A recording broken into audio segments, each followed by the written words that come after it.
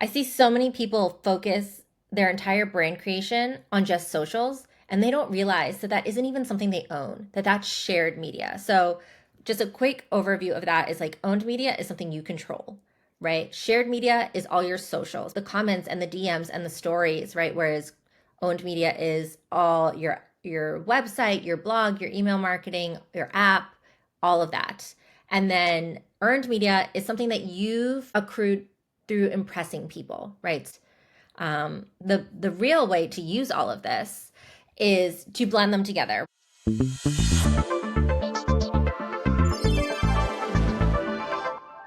Hi, everyone, and welcome back to the Exact Digital Podcast, where we delve into the minds of innovative brand strategists and creatives shaping the future of branding. Today, I'm joined by Keira Krenek, founder of Elementsist and the visionary behind Brand Alchemy Mastery. Keira's unique approach combines fine arts, digital marketing, and AI to transform businesses into legacy brands that captivate and resonate. In this episode, we'll explore the distinction between personal and business branding, the innovative AI-driven branding course, Brand Alchemy Mastery, why branding extends beyond logos and social media, and the roles of owned, shared, earned, and paid media in brand strategy. Keira, welcome to the show. Thank you for having me. All right, so let's get started on personal brands versus business brand. How do you differentiate between a personal brand and a business brand? Yes. So differentiating, first of all, when you're going to decide if you need a personal brand versus a business brand, the number one question I ask people is, are you building a business that you're going to want to sell someday? Because if you are, you immediately need to go to a business brand. If you make a personal brand, you're the face of that brand and you can't sell that.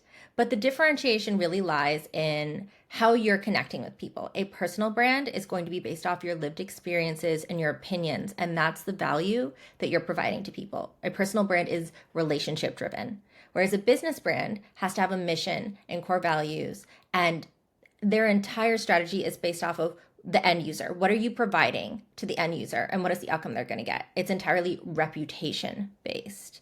And if you're trying to blend the two, a hybrid brand can be really, really powerful if you're trying to have the best of both worlds and have them work together in that you have a personal brand where you have other aspects such as like you want to do public speaking engagements, but you have a distinct business brand, let's say like a specific label. Absolutely. It's super, super important to either keep those separate if that's what you want to do, or blending them and be really intentional about it. Yeah, yeah, definitely. So, can you share examples where aligning or distinguishing the two have been beneficial? Yeah. So, okay, to distinguishing, actually, a really good example of not necessarily a personal brand that isn't just like for an influencer, right? Like one that is still tied to a business is, let's say you're in a space that you work for a larger entity like a mortgage broker or a real estate agent. You technically belong to a larger bank or brokerage, and you're in an oversaturated market where the offerings that you have are limited, right? Like there's only so many loans that you can offer, there's only so many listings on the market. So how do you stand out and distinguish that brand? That's when you develop a personal brand intended for business. It's what is your unique approach to interacting with your clients? And that's going to differentiate you in the market and make you stand out and get you more business. Whereas aligning them, I have a client who is a designer. That's why my example was a label, right? She's a high-end designer. And that brand has very specific visuals, a very specific defined audience, a very specific messaging strategy. But she has aligned it with her personal brand as a public speaker, as a philanthropist. I can never say that word. Where they share some values, they share some common visual assets, but they both have their own touch points, different websites, different social accounts. And while they still share some messaging, the voice is very different. So they align and they work as a hybrid, but they're still distinguished as two. Interesting. I kind of want to build a personal brand now. Right? It's a powerful thing to do because I think there's every business that you can be in, you can still distinguish yourself as a public speaker, as someone who can take other engagements. It's similar to diversifying your income with multiple streams. It's like a side hustle. Absolutely. And you can really see a personality behind the company. A lot of times people are wanting to consume or buy from or work with people that are vulnerable enough to say, hey, this is who I am. here's my family, here's my personal life, but here's how it ties into my business. So you can really get a human element. Absolutely. Definitely. Yeah. So, what inspired the creation of Brand Alchemy Mastery? Oh, this is a loaded one, so get prepared for a monologue. So the AI approach is something that I'll get in towards the end of it. But the reason that I designed this course was because I had a full service agency. I technically still do. We would do full service branding packages for small and medium sized businesses. And I would do a ton of prospecting, meet with tons of founders and business owners. And I would find that a lot of businesses, startups, or newer businesses, or even some that have been steady for a year or two, they understood the necessity and that branding was holding them back from being able to scale, but they didn't have, understandably, the budget for a 5-10K plus project to really have someone come in and either revamp or build out the whole brand strategy for them. And I wanted that to be more accessible to everyone and not just those existing brands. I wanted this kind of strategy because every business deserves high level strategy to be available to even someone who has a side hustle on Etsy, who wants to make that their full time job or just wants to scale it in general to really create a community around it. And the way I could do that was through AI by removing myself as the bottleneck, the need for me to be live for those strategy lessons or sessions. So, what I did is I took all of my existing strategies and kind of created a textbook on all of my methodology, and I trained it into an AI agent that we turned into a chatbot experience to conduct those same strategy interviews. And then through magical automations, it can generate your entire strategy for you. And what's amazing about this course is it's not like a course that's going to teach you a broad concept and leave you to figure out how to apply that to your unique situation. Instead, this starts with this interview where the entire strategy is based off your goals, your struggles, everything to do with your unique brand or existing business. And every recommendation is tailored to that, very specific to you, with actionable steps that meet you exactly where you are. Are you just starting out? Have you been in business for a few years? Are you just looking to scale? It's going to be steps that you can implement immediately. And then there's more general training after that in video content of more common pain points, like just presenting an aligned brand, being consistent across social media, websites, SEO, all of that that you can go through after. And there's additional support on the back end of that as well. So it's really a tailored experience. Amazing. It really blends in that struggle of we don't want one size to fit all, and it doesn't. But then that ability to still have a structure so that you're not restarting every single time with somebody, a new client. So it gives you the flexibility to still give that uniqueness and individuality whilst having a structure. Yes, yes. Everyone has the same essential problems. It's just the nuance of your specific situation. Exactly. You're right. So, how does the AI driven approach enhance the branding process for entrepreneurs? Oh, absolutely. I mean, it's that tailored approach to it, right? It's like you could get a strategy that is kind of canon in a way that says, okay, well, you need to work on your brand identity's messaging strategy, but then you might say, well, I actually have multiple audiences. So how do I do that? And if you have a very canned strategy to it, you're not going to get that specification that you need from someone like a live strategist. It's giving that the AI is giving you that same high level strategy that people are paying way more for in one, an on demand method on your time, and two, in a format that you can afford and you can control and you can go back to and say, hey, this has changed. How can I update this? Is there ever a time where there's a question that's asked that they don't have the answer to and you have to go through the back end? So what we've trained things to do is like if you don't let's say one of the questions are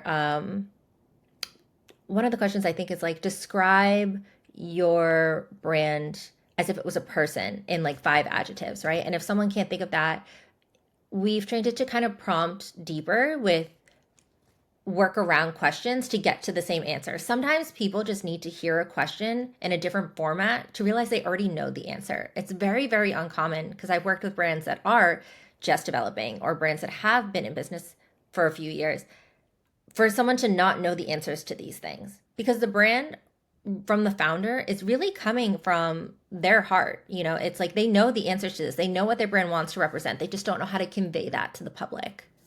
Exactly. So I like that methodology. It makes them think because it's so important to have that foundation, and they probably should. And if they don't, then maybe it can give them the opportunity to really hone in on what are those 5 to 10 specific details rather than just having the regular old, well, we want to serve our customers well. Yeah, well, Right. everyone does. Of course. Of course. Yeah. So, why do you believe branding is more than just a logo or social media presence?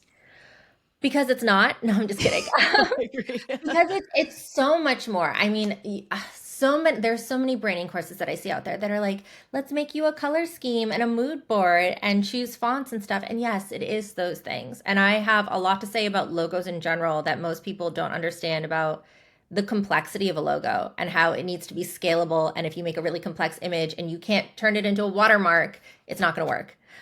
But it is, I mean, yes, it is visual, but that visual expands across every touch point digitally that you may possibly have, not just your logo, but also how are you representing on social media? Are those colors and visuals aligned? Are your email newsletters aligned? Is your blog aligned? Is your website aligned? Your LinkedIn, any other touch point where you may show up on the internet, it has to look the same. It has to sound the same. And it goes further into your messaging strategy. It goes into how you're interacting with your clients. And definitely, are your actions showing up the same as those static assets? You may sound one way on the internet, but if when you're a public speaker, when you're interacting with a client, your actions don't reflect those same values, that's a huge disconnect. And that disconnect is going to cause a lack of trust in your audience. And another thing is it's also a cultural cue. It's telling your collaborators and your team and your clients how to show up and how to engage with you. It's like I like to think of a brand as kind of experiential design, right? It's just how people are experiencing and encountering every interaction with you, but also encountering you in the wild. Yeah, absolutely. In the wild. I love that. So, what foundational elements should businesses focus on to build a cohesive brand? Yes. So I think depending on where you're starting, you should start with what already exists. If you have a website and you have a LinkedIn and you have socials, don't overwhelm yourself thinking, where else do I need to show up? I need every touch point possible. Just show up with consistency there. Make sure your banners across social platforms and your profile pictures and your bios are all optimized and synergistic together, and that your website is reflecting the same messaging as all of those other platforms and everything that you post to those platforms. I think that is the foundation of really building a brand. And then once you're really doing well with that, you can expand. Exactly. No, absolutely. Because it's all about that foundation. If you don't have that, it's kind of like building a fire and not starting the flame, but then putting the gas on it. Like, that's not going to do anything. Yeah. So, can you explain the differences between owned, shared, earned, and paid media? Yes. So I see so many people focus their entire brand creation on just socials, and they don't realize that that isn't even something they own, that that's shared media. So just a quick overview of that is like owned media is something you control, right? Shared media is all your socials, but not just the social channels, it's also the comments and the DMs and the stories, right? Whereas owned media is all your website, your blog, your email marketing, your app, all of that. And then earned media is something that you've accrued through impressing people, right? So PR articles or organic mentions, um, podcast guesting, things like that. And then obviously paid media is the stuff you pay for: Google ads, Meta ads, commercials, paid sponsorships with influencers, all of that. The real way to use all of this is to blend them together, right? So let's say you own a lead magnet and you promote that through a paid ad that you amplify on social media, and that picks up a press mention. That's all of it working together to create like a flywheel effect. I love it. That's a really great way to think about it so that you can make sure you're in all of those spaces at the very least. Right. It doesn't have to be all these separate, I don't need to have this individual asset under each category. You can create things that flow together and create a whole workflow automation out of it. I love that. You stole my next question. It was how should businesses strategically leverage each of their strengths Yes, as brand? absolutely. Yeah, just think of each one and its intended purpose, right? So, controlled media is going to have long term brand equality and depth to it, whereas shared media is about community engagement and social proof. Earned media is like trust and credibility and authority. And your paid media is, rapid traffic, testing, growth. So, where do you need to focus your efforts right now and how can you make them work together? Absolutely. So, and it's all about the experience. It's all about having those multi-channel approaches and making sure you're getting in front of people in different ways, whether it be organic, paid, earned, so that you can have some sort of authority in the conversation and people start to recognize your brand, because it's really important to obviously get those lower hanging fruits if you're trying to generate leads, but having that brand awareness so that you're just reminding your users and staying top of mind, so that maybe later on when they're thinking about I need X, oh, I've seen this everywhere. So it's kind of like that backwards flow, whereas a lot of people come and they're like, I need leads right now. Right, right. And that, even if you're working on one method of it, like let's say you're working on paid media, you should still be working towards the other ones as well. Shared media, social growth is such a long game tactic. Growing an organic following is really the long game, but you need all those touch points. If you have a social following and you can get their emails and you can put them in your newsletter, you really have a long-term relationship there where you can retarget people, but more so provide them value on different points. Absolutely. And then also personalize it to them with things like retargeting. If someone had interacted with the makeup section of your website, don't target them with the socks. Yes, absolutely. Right. So, in your experience, how can collaborations enhance brand visibility and credibility? Collaboration. So, to be fair, collaborations, what I'm going to focus on, because I'm focusing on the digital representation of your brand, is going to be like influencer marketing. But collaborations mean so much more, right? They're joint campaigns, affiliate collaborations, co hosted events. It could be anything offline as well. But it's all about audience and value alignment, right? So, first of all, never go for the mega influencer, right? The larger the audience, the less return on your investment you're probably going to get. Those larger influencers have a really big following, but they're engaged. Like, yes, they have a lot of comments, but what is the quality of those comments and likes? Those people are probably doing so many sponsorships. Their audience doesn't actually trust that they actually like or even use these products or services anymore. They're understanding that this is how this person gets paid. So let's say you're a small business that is specific to a certain area, go for a mid or micro influencer in your area and make sure that they're aligning on the content of your business. Like, you're not going to go for a cooking influencer with a home repairs offer, right? That doesn't align. That's not the audience that you want to be targeting. And I mean, the tinier influencers have much more engaged communities, and like any day I would take a micro influencer that's going to give me 10 direct quality leads to my DMs than kind of like the empty engagement of a million views from a macro influencer. Yeah, absolutely. I think that it also makes the users or consumers or potential target audience feel like they can trust much deeper. They know this person, this influencer is probably talking about things that are happening in their town. They feel like they haven't sold out. And like you said, when it's in all of these other macro influencers realm, you see them everywhere. And you're like, okay, but do they really like this product? Yes, like, do we remember the sugar bear hair gummies era where like Yes. every influencer in the world was doing it, and then they didn't even work. Like, they were just gummy bears.